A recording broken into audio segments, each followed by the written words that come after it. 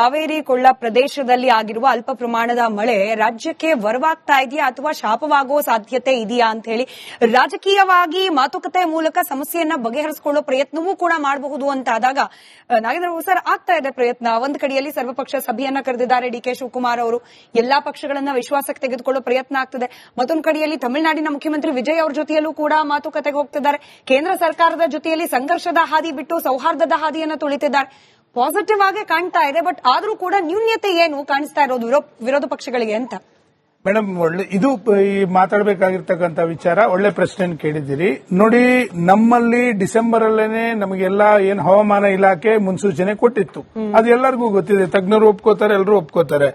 ನೀವು ಈ ರಾಜ್ಯ ಸರ್ಕಾರ ಡಿಸೆಂಬರ್ಗಿಂತ ಮೊದಲೇನೆ ನಿಮ್ಗೆ ಎಲ್ಲಾ ರೀತಿಯಲ್ಲಿ ಮಳೆ ಕಡಿಮೆ ಆಗುತ್ತೆ ಅಂತ ಎರಿನೋ ವಿಷಯದಲ್ಲಿ ಕೂಡ ತಾವು ಮಾತಾಡಿದ್ರಿ. ಕಮ್ಮಿ ಮಳೆ ಆಗುತ್ತೆ ಅಂತ ಪ್ರತಿಯೊಂದು ಗೊತ್ತಿರುವಂತ ಸಂದರ್ಭದಲ್ಲಿ ಎಲ್ಲ ಮುಳುಗೋದ್ಮೇಲೆ ಇವತ್ತು ನೀವು ಸರ್ವಪಕ್ಷ ಸಭೆಯನ್ನು ನಾಳೆ ಕರೀತಾ ಇದ್ದೀರಾ ಅಂತಂದ್ರೆ ಕಳೆದ 6 ತಿಂಗಳು ದಯಮಾಡಿ ಕೇಳಿ. ಕಳೆದ 6 ತಿಂಗಳಲ್ಲಿ ಎಲ್ಲ ಡ್ಯಾಮ್ಗಳು ತುಂಬಿಟ್ಟಿತ್ತು.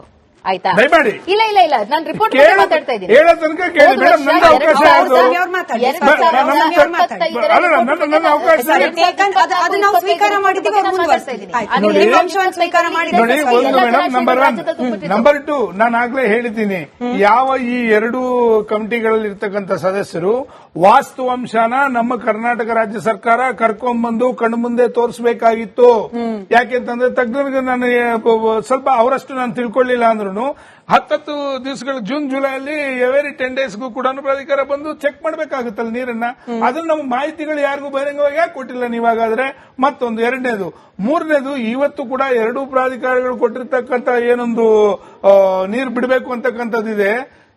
ತಜ್ಞರ ಒಂದು ಮಾತಿನ ಪ್ರಕಾರ ಇದು ಪಾಲಿಸಬೇಕಾಗಿರ್ತಕ್ಕಂಥ, ಕಡ್ಡಾಯವಾಗಿ ಪಾಲಿಸಬೇಕಾಗಿರ್ತಕ್ಕಂಥ ಎಲ್ಲೂ ಕೂಡ ನಿಯಮಾವಳಿ ಇಲ್ಲ. ನಾವು ಮುಂದೆ ಕೋರ್ಟ್ ಹೋಗಿ ಒಂದು ನಿಮಿಷ ಕೋರ್ಟ್ ಮುಂದೆ ನಾವು ಹೋಗಿ ಕೋರ್ಟ್ ಅಲ್ಲಿ ವಾದ ಮಾಡಿ ವಾಸ್ತವಾಂಶವನ್ನು ತೋರಿಸಿ ಇದನ್ನೆಲ್ಲ ಮಾಡಬೇಕು ಅಂತಂದ್ರೆ ಸರ್ವಪಕ್ಷ ಸಭೆ 6 ತಿಂಗಳ ಮುಂಚೆ ನೀವು ಕರಿಬೇಕಿತ್ತು, ಮಾತಾಡಬೇಕಾಗಿತ್ತು, ಮಾಡಬೇಕಾಗಿತ್ತು. ಪದೇ ಪದೇ ಪರಿಸ್ಥಿತಿ ಬಂದರೂ ಕೂಡ